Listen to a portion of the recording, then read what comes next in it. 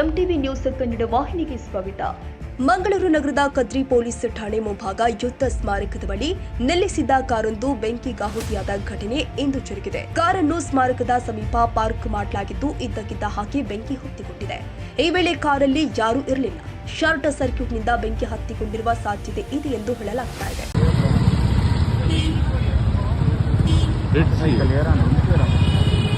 Fire service ಇದ್ದ ಬೇಗ ಬೋಲೆ ಅಣ್ಣ ಪೊತ್ತದ ಡಿಮ್ಮ ಅಂತ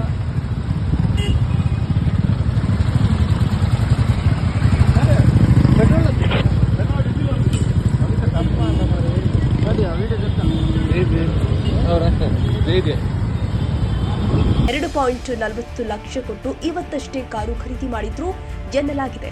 ಅಗ್ನಿಶಾಮಕ ದಳ ಪೊಲೀಸರು ಸ್ಥಳಕ್ಕೆ ಆಗಮಿಸಿ ಬೆಂಕಿ ನಂದಿಸಿದ್ರು. ತಾಜಾ ಸುದ್ದಿಗಾಗಿ ಎಂಟಿವಿ ನ್ಯೂಸ್ 24x7ಗೆ ಸಬ್ಸ್ಕ್ರೈಬ್ ಮಾಡಿ ಮತ್ತು ಬೆಲ್ ಐಕಾನ್ ಅನ್ನು ಒತ್ತಿ. ತಪ್ಪದೇ ಲಿಂಕ್ ಶೇರ್ ಮಾಡಿ.